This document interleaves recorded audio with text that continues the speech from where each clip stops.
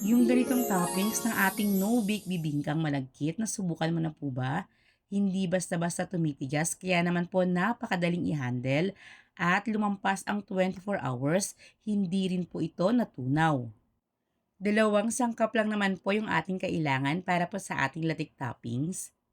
Dapat lang po talaga nating alamin yung pinakaproseso para po maganda po yung maging outcome, hindi nga po titigas yung ating toppings at hindi rin po basta-basta natutunaw. Una na po rito yung brown sugar.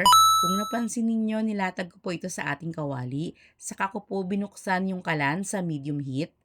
Hinayaan ko na po muna ito nung nagsimula na pong mag-melt yung pinakagilid, saka ko naman po ito hahaluin at mula po ngayon, hindi na po natin titigilan pa sa paghahalo hanggang sa tuluyan pong makuha po natin yung pinaka-outcome po ng gusto po nating latik toppings.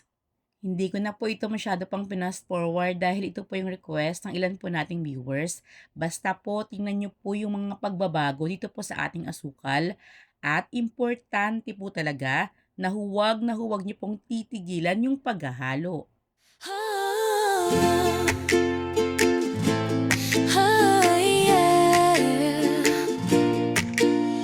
Mix and cook, cooking made easy as 1, 2, 3. Sa kusina may kwento, si Mami Labs ang bida. Lutong bahay o pang negosyo, lahat kayang-kaya. Kakanin, ulam, dessert na masarap. Pinadali ni Mami Labs kahit medyo mahirap. Tinuturuan ka, bawat hakbang talaga. Simpleng luto, ginagawang masaya. Kaya kung gusto mong matutong magluto, panoorin lang, siguradong ganado. Sa mix and cook, cooking made easy as 1, 2, 3. Kay Mami Labs, siguradong happy ka lagi. May kakanin, may ulam, may dessert pa. Lahat ng recipe, swak sa masas. Kailangan pong tunaw na tunaw yung asukal. Bukod sa makikita nyo, mararamdaman nyo naman po yan habang hinahalo nyo po ito ng sandok. Bago po natin dahan-dahang ilalagay yung ating pangalawang ingredients, which is coconut cream or kakanggata. Dapat po puro po ito. Hindi po maganda kung gagamit po kayo ng mga incan or yung mga ready to use na dahil sinubukan na po yun ng inyong mommy loves. Hindi po talaga magiging maganda yung pinakaresulta. So yun na nga po, katulad po nung nabanggit ko na sa inyo kanina na isa sa napaka-importanting proseso po sa paggawa po ng ating toppings ay huwag na huwag po natin itong titigilan sa paghahalo. Yan po ay dahil una doon po sa asukal para hindi po ito masunog dahil makakaapekto po talaga ito sa pinakalasa ng toppings. Pangalawa, kapag naglagay na rin po tayo nito pong ating coconut cream at tumigil po tayo sa paghahalo, possible pong umangat yung pinaka-oil at masyado po tayong makapag-create ng oil o magmantika po yung atin pong ginagawang toppings. I-explain ko rin po sa inyo ngayon para po dagdag idea kung ano-ano pong stages yung pagdadaanan po nito pong ating ginagawang toppings. Una po, mamumuo po yung pinakaasukal na minelt po natin kanina. Okay lang po yan, lalo na po sa mga first timer. Huwag po kayong magtaka, pagdadaanan nyo po talaga yan. Then next naman, kung mapapansin ninyo, iba po yung kulay ngayon. Normal lang din po uli yan. Mamaya po makikita ninyo habang patuloy nyo po itong hinahalo, mas magda-darken po ito. Pagdadaanan nyo rin po dapat yung stage na medyo matalsik po ito, kaya mag-ingat rin po. Possible po kayo matalsikan sa inyong kamay. Basta ang kailangan lang po, tuloy-tuloy lang po talaga tayo sa paghahalo at huwag na huwag po natin itong titigilan. Sa mix and cook, cooking made easy as 1, 2, 3. Kay Mami Labs, laging masarap ang gabi. Kung gusto mong matuto't sumubok din, si Mami Labs ang sagot dyan. Sa mix and cook mo malalaman rin. May bilao, may food trays panghandaan, pang negosyo recipe, siguradong benta yan.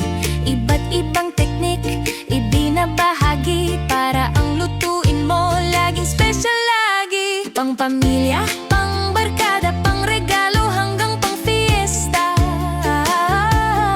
Si Mami Labs may recipe na nakahanda para basta't susundan mo lang. Si Mami Labs laging may bagong alam. Ulam mo kakanin, kahit talin, madali na lutuin pag siyang gagabay sa atin. Sa Mix and Cook, cooking made easy as 1, 2, 3 kay Mami Labs. Siguradong happy ka, lagi may kakanin, may ulam, may dessert pa. Lahat ng recipe, swak sa masa.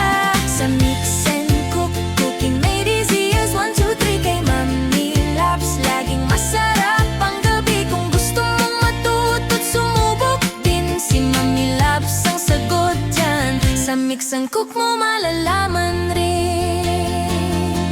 Di mo na kailangang mag-alala, lahat ng hakbang ipapakita niya. Mula sangkap hanggang sa plating, si Mami Labs tunay na